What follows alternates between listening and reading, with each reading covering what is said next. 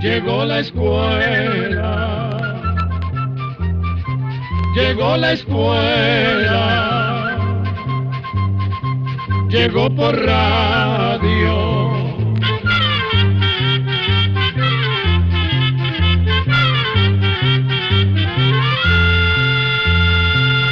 Oigamos la respuesta. Es el programa que les trae a ustedes el Instituto Centroamericano de Extensión de la Cultura, ICQ. Al lado oeste de nuestras tierras, o sea, del lado donde se pone el sol, queda el océano, el mar Pacífico. Es un mar inmenso.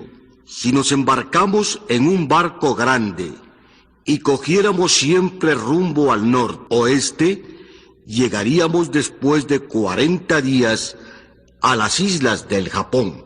Los habitantes de esa tierra son más bien pequeños, de pelo negro, lacio, el color de su piel es un poco amarillenta y hablan un idioma del cual nosotros no podríamos comprender ni una palabra.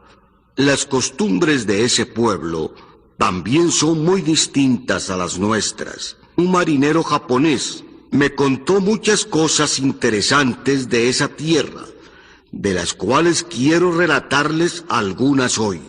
Me contó, por ejemplo, una leyenda muy bonita que se cuenta allá en su tierra.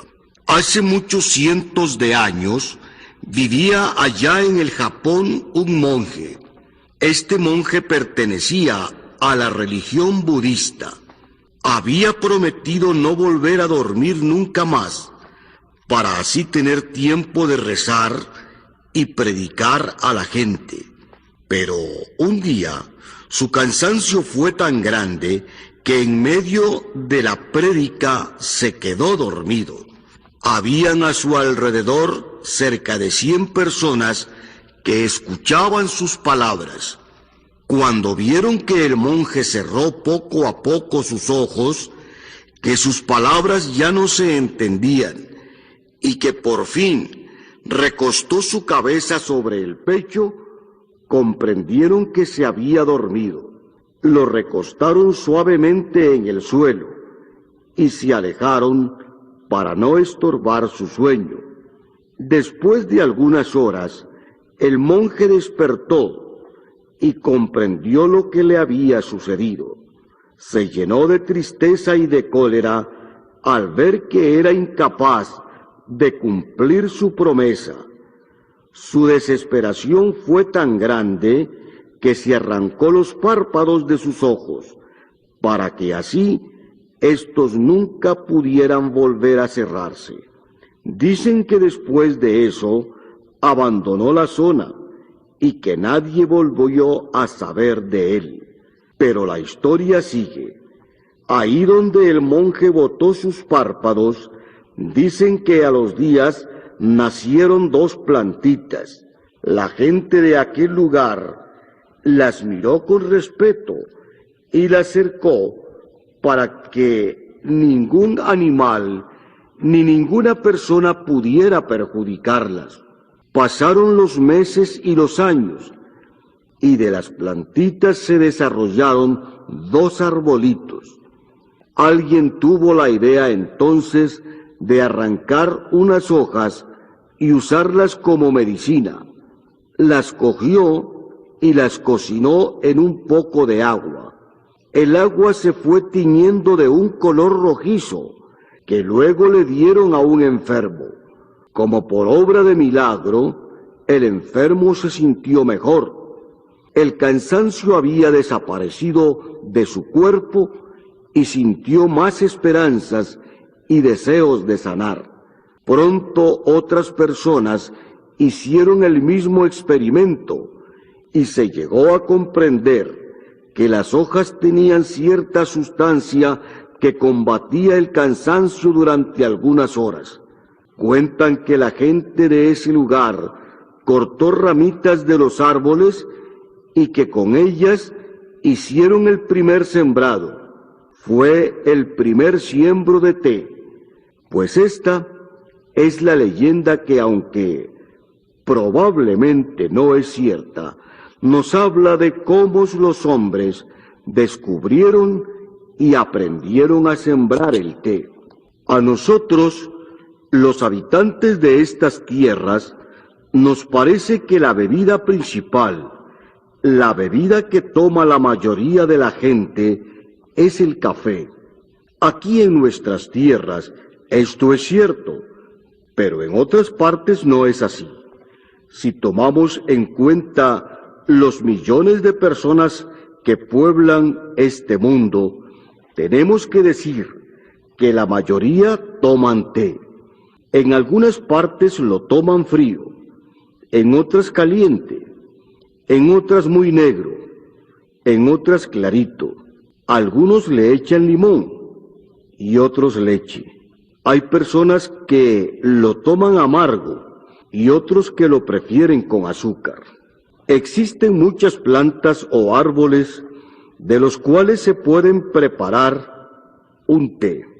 Por ejemplo, conocemos muy bien el té de manzanilla, el de hierbabuena y tantos otros más. Todos ellos tienen alguna especialidad o sirven contra el mal de estómago o contra la tos y también contra los nervios. Pero el té negro, el verdadero té, tiene una especialidad muy parecida a la del café, y es que tanto el uno como el otro contienen cafeína, que es una sustancia que combate el cansancio. Por eso es que cuentan esa leyenda del té que les acabo de relatar. Se cree que el té ya se conocía en la China hace 3000 años. Hay unos libros muy viejos que se escribieron aproximadamente hace 3000 años, y en ellos ya se habla de esta bebida. En el Japón se llegó a conocer y cultivar desde hace aproximadamente 1000 años. En el resto del mundo, en ese tiempo no se conocía. Con el paso de los años, los hombres aprendieron a construir grandes barcos y se aventuraron a cruzar los mares. Así fue como llegaron a conocer las tierras lejanas.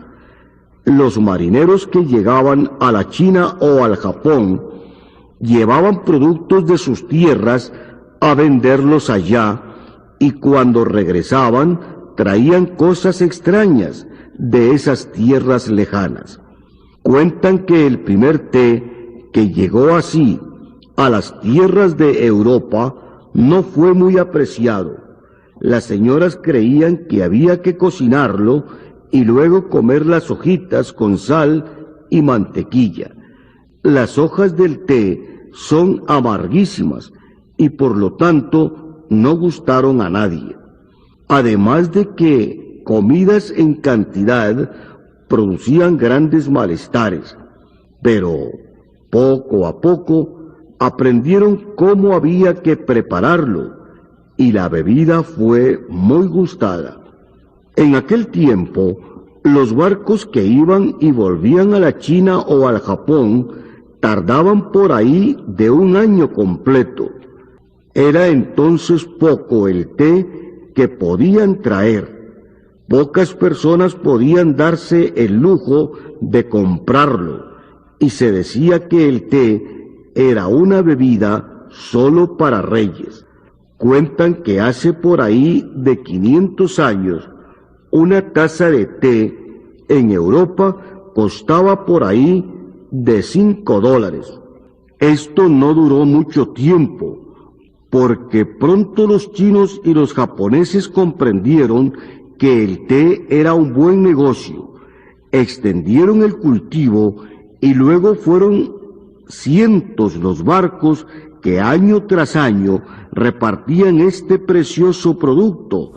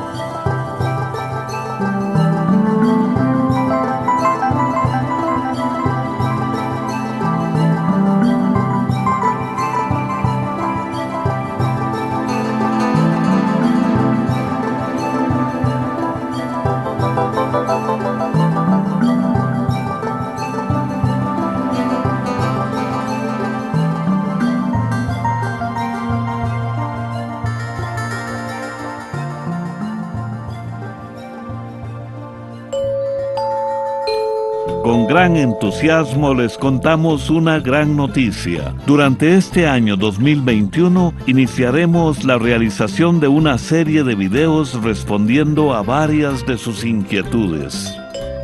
Por esa razón, si tuvieran una pregunta, un comentario o alguna solicitud en específico que a ustedes les gustaría que nosotros les respondiéramos en video, les invitamos muy cordialmente a que nos envíen sus mensajes. Para nosotros será un gusto leerles y que emprendamos juntos y juntas entre ustedes y nosotros esta nueva aventura de Oigamos la Respuesta. Es decir, veremos la respuesta. Cordialmente invitadas e invitados a escribirnos, ya sea en nuestro WhatsApp, a nuestro Facebook o al correo electrónico. Nuestro WhatsApp es código de área 506, número 84855453. Repetimos, código de área 506, número 84855453. Y nuestro correo electrónico es icq@icq.org. Repito, icq@icq.org. Y también, claro, nos pueden encontrar en el Facebook como Oigamos la Respuesta-ICQ. La leyenda del té. El marinero japonés que me la contó me relató también las costumbres que aún existen en algunas regiones del Japón. Me decía que allá, aún en las casas más humildes y sencillas, hay un cuarto que se usa solamente para tomar el té. Si llegan visitas, se esperan primero en el jardín. Mientras tanto, la señora de la casa prepara el té. Cuando está listo, enciende una varillita de incienso. El olor es el que avisa a los visitantes que ya deben de entrar, pues el té está listo. Para poder entrar en ese cuarto, hay que pasar por una puerta muy baja. Aunque esto pareciera una molestia, tiene en realidad un porqué. Para entrar a tomar el té, la persona tiene que agacharse, dando a entender así que deja afuera su orgullo, pero también debe dejar afuera sus preocupaciones y entrar luego con humildad y alegría. Adentro en el cuarto hay una mesita bajita y casi siempre unos ramos de flores. Junto a la mesita hay un pequeño fuego de carbón sobre el cual se encuentra la tetera, que viene a ser así como nuestra cafetera. Está adornada con una cantidad de hojitas de metal, como de moneditas muy delgaditas. Cuando el agua comienza a hervir, las moneditas se mueven y tintinean. Este suave ruido junto con el sonido del agua que hierve es una música para los oídos de cualquier japonés. En Japón es costumbre sentarse en el suelo. Las visitas se acomodan pues, y la señora arrodillada le alcanza a cada uno una tacita sin oreja, en el fondo de la cual se encuentra el polvo de unas pocas hojas de té. Cuando todos tienen su taza, ella les echa el poco de agua hirviendo. Todo esto es como una ceremonia. La señora se inclina cuando sirve y los que reciben también se inclinan en señal de agradecimiento.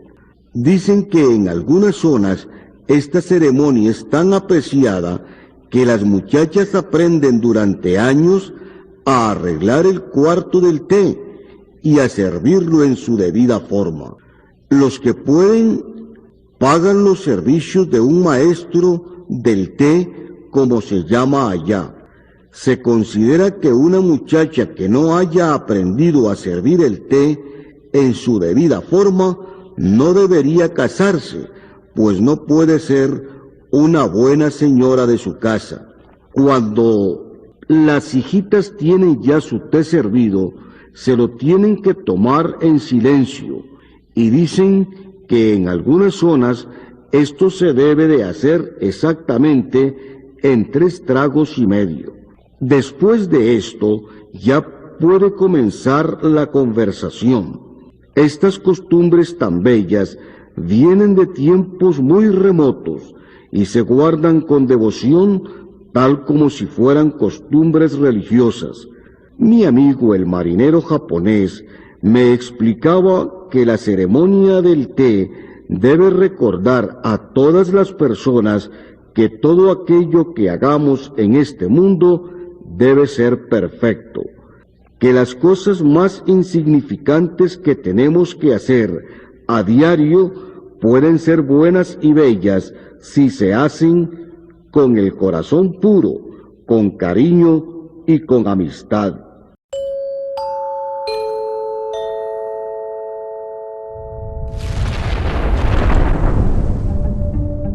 ¿Alguna vez han estado cerca de un volcán?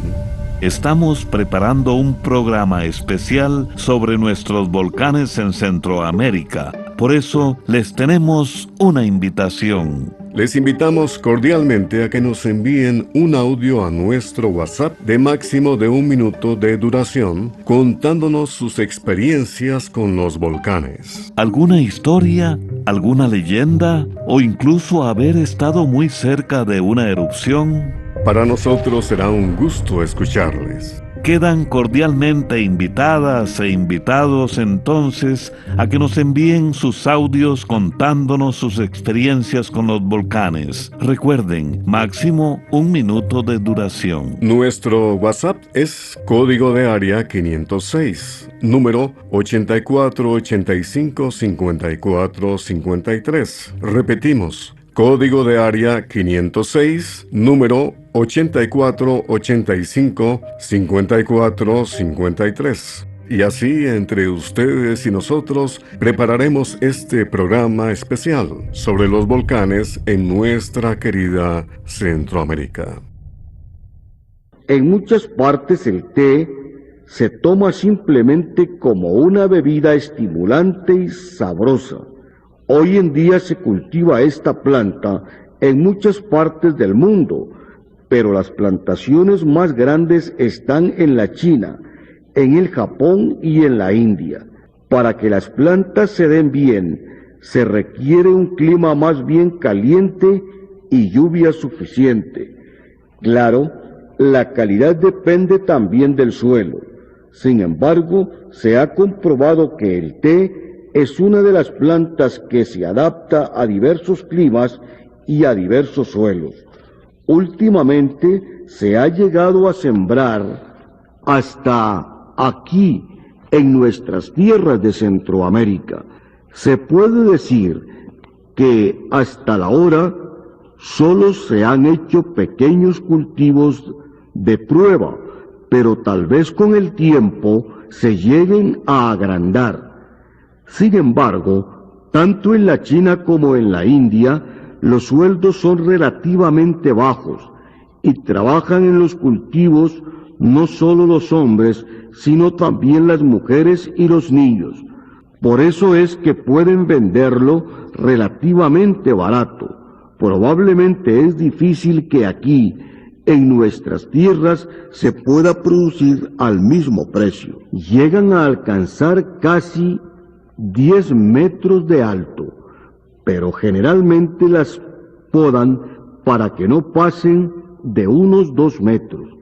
Así resulta más fácil cosechar las hojitas, pues para el té no se usan las frutas, sino solamente las hojas. Como no se le pueden quitar muchas hojas de una vez a una planta, es necesario cosechar a través de todo el año. Cada semana salen los hombres, las mujeres y los niños con grandes canastos a cosechar. Una planta de té produce aproximadamente durante 25 años. Después de eso comienza a envejecer. Entonces se le corta de a raíz y se vuelven a sembrar nuevos hijos. Pasados 3 años, ya estos hijos producen para la cosecha. Las hojas más sazonas, más maduras, rinden más, pero no producen un té tan bueno. Desde el momento de la cosecha, se separan las hojas tiernas de las más sazonas, y así se produce té de diversas calidades. Las hojas cosechadas se dejan marchitar primero un poco, se colocan en capas una encima de otra, de manera que desarrollen un cierto calor y fermento. Luego se recogen y se secan al calor. Ya existen muchas plantaciones que hacen todos estos trabajos con grandes máquinas, pero quedan miles de beneficios pequeños en los cuales el trabajo se hace a mano. Y con esto hemos llegado al final de nuestra charla de hoy y esperamos que cuando se tomen la próxima taza de té, piensen un momento en los miles de personas, en los hombres, mujeres y niños que han tenido que trabajar con dedicación para que nosotros aquí, a miles de kilómetros de distancia, podamos disfrutar de esa bebida. Muchas gracias. Y así llegamos al final del programa del día de hoy. También puede enviarnos sus preguntas al correo electrónico icq@icq.org o encuéntrenos en Facebook como Oigamos la Respuesta. Recuerde que comprender lo comprensible es un derecho humano.